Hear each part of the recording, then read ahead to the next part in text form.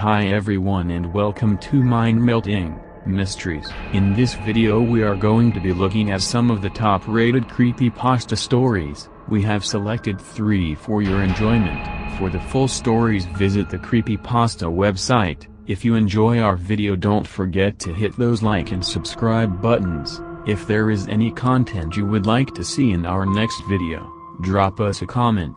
Thank you and enjoy.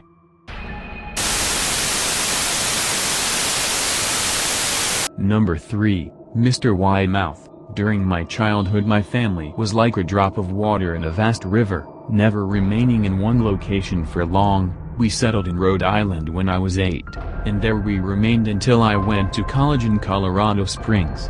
Most of my memories are rooted in Rhode Island, but there are fragments in the attic of my brain which belong to the various homes we had lived in when I was much younger. Most of these memories are unclear and pointless. But there is one set of memories which remains as clear as glass, as though they were just made yesterday. I often wonder whether these memories are simply lucid dreams produced by the long sickness I experienced that spring, but in my heart, I know they are real.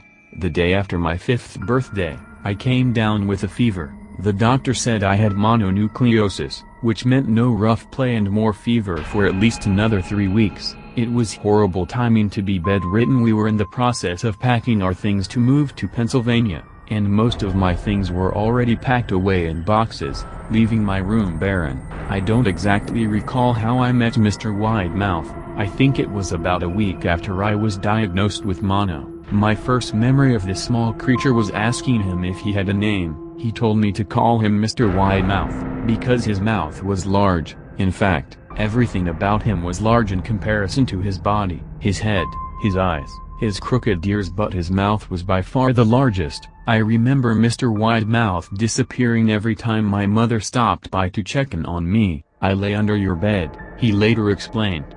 I don't want your parents to see me, because I'm afraid they won't let us play anymore. The 3rd or 4th morning after I met him, he greeted me with a large smile on his face. I have a new game we can play, he said. We have to wait until after your mother comes to check on you, because she can't see us play it. It's a secret game. After my mother delivered more books and soda at the usual time, Mr. Widemouth slipped out from under the bed and tugged my hand. We have to go to the room at the end of this hallway, he said. I objected at first, as my parents had forbidden me to leave my bed without their permission, but Mr. Widemouth persisted until I gave in. The room in question had no furniture or wallpaper. Its only distinguishing feature was a window opposite the doorway.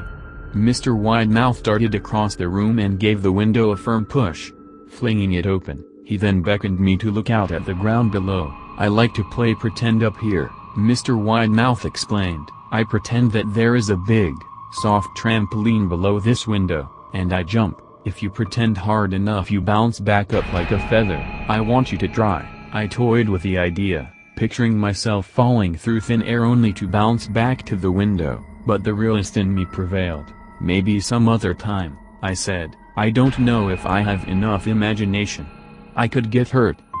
Mr. Widemouth's face contorted into a snarl. If you say so, he said. He spent the rest of the day under my bed, quiet as a mouse. The following morning Mr. Widemouth arrived holding a small box. I want to teach you how to juggle, he said. Here are some things you can use to practice, before I start giving you lessons. I looked in the box. It was full of knives. My parents will kill me, I shouted, horrified that Mr. Widemouth had brought knives into my room. I pushed the box away. I can't. I'll get in trouble. Knives aren't safe to just throw in the air. Mr. Widemouth's frown deepened into a scowl. He took the box of knives and slid under my bed, remaining there the rest of the day. I started having trouble sleeping after that. Mr. Widemouth often woke me up at night, saying he put a real trampoline under the window, a big one that I couldn't see in the dark. I always declined and tried to go back to sleep, but Mr. Widemouth persisted. Sometimes he stayed by my side until early in the morning, encouraging me to jump. He wasn't so fun to play with anymore. The next day Mr. Widemouth was waiting for me. I have something I want you to see, he said. I must have given him a weird look, because he then said, It's safe, I promise." I followed him to the beginning of a deer trail which ran through the woods behind the house. "This is an important path," he explained. "I've had a lot of friends about your age. When they were ready, I took them down this path, to a special place. You aren't ready yet, but one day, I hope to take you there." We moved and I left Mr. Widemouth behind. Years later, I returned to New Vineyard. The piece of land our house stood upon was empty except for the foundation. As the house burned down a few years after my family left, out of curiosity, I followed the deer trail that Mr. Widemouth had shown me. Part of me expected him to jump out from behind a tree and scare the living bejesus out of me, but I felt that Mr. Widemouth was gone, somehow tied to the house that no longer existed. The trail ended at the New Vineyard Memorial Cemetery. I noticed that many of the tombstones belonged to children. Number 2. Bedtime. Bedtime is supposed to be a happy time for a child. For me it was terrifying. While some children might complain about being put to bed before they have finished watching a film or playing their favorite video game, when I was a child, nighttime was something to truly fear. I was given the room at the back of the house. It was a small, narrow, yet oddly elongated room, large enough for a bed and some drawers, but not much else. A solitary window looked out onto our back garden, nothing out of the ordinary, but even during the day the light which crept into that room seemed almost hesitant. I was given the bunk beds and I was excited at the thought of being able to sleep in the top bunk. From the very first night I remember a strange feeling of unease creeping slowly from the back of my mind. I lay on the top bunk, staring down at my action figures and cars strewn across the green-blue carpet. I couldn't help but feel that my eyes were being slowly drawn towards the bottom bunk, as if something was moving in the corner of my eye, something which did not wish to be seen. When you awaken from a deep sleep to something moving, or stirring, it can take a few moments for you to truly understand what is happening, but something was moving. There was no doubt about that. At first I wasn't sure what it was. Everything was dark, almost pitch black, but there was enough light creeping in from outside. Two thoughts appeared in my mind almost simultaneously. The first was that my parents were in bed because the rest of the house lay both in darkness and silence. The second thought turned to the noise. It was bed sheets rustling in the dark as if some disturbed sleeper was attempting to get all too comfortable in the bottom bunk. I lay there in disbelief thinking that the noise was either my imagination, or perhaps just my pet cat finding somewhere comfortable to spend the night. It was then that I noticed my door, shut as it had been as I'd fallen asleep. As if alerted to, and disgruntled by, my presence, the disturbed sleeper began to toss and turn violently, like a child having a tantrum in their bed. I could hear the sheets twist and turn with increasing ferocity. Fear then gripped me. My heart raced as my eyes panicked, scanning the almost impenetrable darkness. I let out a cry. The bunk bed suddenly started to shake violently. I did not want to jump down to safety as I feared the thing in the bottom bunk would reach out and grab me, pulling me into the darkness. So I stayed there, white knuckles clenching my own blanket. The door finally, and thankfully, burst open, and I lay bathed in light while the bottom bunk, the resting place of my unwanted visitor, lay empty and peaceful. I cried and my mother consoled me. I remember the next day wanting to go anywhere, be anywhere. The house lay, as it had the previous night, in a thick blanket of darkness. Silence prevailed, all but for the perverted breath of my, as yet, unseen bunkmate. I lay there terrified. I just wanted this thing to go, to leave me alone. Lay there, my eyes filled with tears. It began to touch the wooden slabs which my mattress sat on. Then, with great force, it prodded angrily between two slats, into the mattress. I let out an almighty cry and the wheezing, shaking, and moving thing in the bunk below replied in kind by violently vibrating the bunk as it had done the night before. Once again I was bathed in light, and there stood my mother. This pattern of events continued for weeks, if not months. As darkness approached, I lay there knowing sleep would eventually come, and as I drifted off to dream, I hoped that I would awaken in the morning without incidents. Unfortunately that night was the most terrifying of all. The nightly visitor, that unwelcome, wheezing, hate-filled thing which had terrorized me night after night, was not in the bottom bunk, it was in my bed. I opened my mouth to scream, but nothing came out. Utter terror had shaken the very sound from my voice. I lay motionless. If I could not scream, I did not want to let it know I was awake. The weight of it pressed down on top of me, a sensation I will never forget. It moved. It was subtle, but its grip on my shoulder and across my body strengthened. Suddenly its grip moved from a slow tightening to a sudden squeeze. It pulled and clawed at my clothes. I now realized where it was taking me, into the wall. I fought for my dear life. I cried and suddenly my voice returned to me, yelling, screaming, but no one came. I passed out as its scrawny fingers encircled my neck, squeezing the very life from me. Number 1. Darkness. It all started after moving into my new house. Yeah, that's pretty cliché, believe me, I know, but it's what happened. I never experienced anything supernatural before and, though interested, I never really expected anything to happen to me. I don't remember exactly when it started because it seemed so minor at the time. I'd leave a light on in the kitchen, or the bathroom, and come back to find it off. Honestly, I thought I was just forgetting that I turned them off already when I came back. After a while, I began to wonder and started leaving a couple lights on purpose. Sometimes, nothing would happen. Sometimes, I'd come back to find the lights turned off.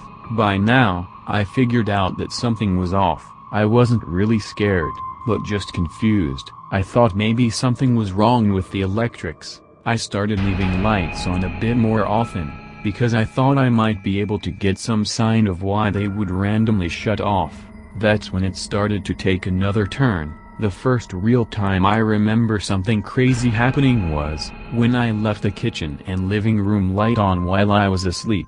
I woke up to a deep, rumbling growl coming from the kitchen. I remember waking up and thinking that there was an animal or something in my house. Somebody had flicked off the light from the kitchen. Another low growl came, this time from the living room, and I nearly screamed as I saw something bolt across the length of the hall opening, and then the living room light went out. I couldn't tell exactly what it was though. It just seemed like a black shadow or something.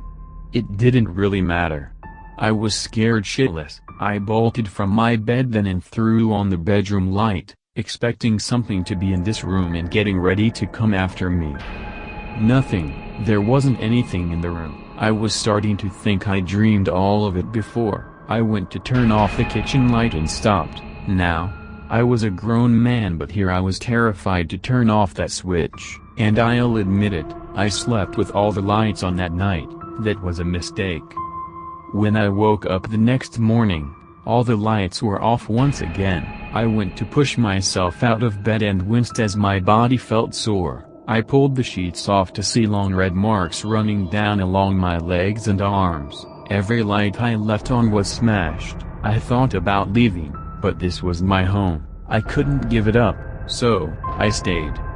Even as it got worse, even though I was beginning to become terrified of the dark, I couldn't really sleep with a light on me at night in the bedroom. I'd leave other lights on though. Almost every night, I'd wake up in the middle of the night to hear something growling and prowling around the living room, and then the lights would shut off. I didn't want to go look. I was terrified at the thought of being in the same room with whatever was in there. One night, after this went on for a while, I had it. I bought a gun and turned on every light in the house. Then I sat down in the middle of the living room with my gun in my lap, and a baseball bat sitting next to me. I waited. There was nothing. At around 2 in the morning I began to hear it. Oddly, it was behind me. I turned and peeked toward the hall to my bedroom and could hear that familiar growl. As I began to get a view of my bed, I heard a loud thump, followed by an inhuman roar. When I came to my bedroom and flicked the light back on, I gasped. My bed was ravaged, torn completely apart. It was like some animal had jumped into it and just ripped it to shreds. I heard the sound of a familiar growl that I turned around. Standing near my door, right at the light switch, was when I finally saw it. It was a man, A white and rotting man with a mangled body. He stared at me for just a moment and then flicked off the light. I screamed. I ran right past where I had seen him, swinging my bat like a madman. I turned to look back, just in time to see him once again near the hall's light switch. I heard the sound of growling and scratching nearly all around me, and I knew he was coming back. I looked back to once again to see the mangled and rotten corpse of a man turn off another light, with a broken finger and plunge me into terrifying darkness. I drew close to the standing lamp that was my last line of defense. Next to this comforting standing lamp, I waited for it to turn off but it never did. I stepped closer and I swear I almost hugged that lamp, until I saw it. I heard the growl first coming not from behind me but in front, from that lamp, and then it came. It was hideous, twisted, and filled with rage. I know I'll never forget those eyes. It hated me. It hated everything about me, and not just me, it hated all of us. It lunged for me and I prepared myself for a painful death. Then, click. The light went out, once again. As the seconds passed, I could start to make him out, that mangled man standing by the lamp, one torn hand upon the switch as he looked down at me. The man pulled his hand away from it, and then pointed a mangled finger toward it before, very clearly, shaking his head from side to side. All I could find myself doing was nodding. He wasn't the one trying to harm me. All this time, all those instances, he was trying to protect me. That creature could only come in the light, and this mangled man had been trying to keep me safe. He didn't want someone else to repeat his mistakes. I moved out the very next day and never looked back. Thank you for watching. Don't forget to hit those like and subscribe buttons if you enjoyed our video. Until next time, goodbye.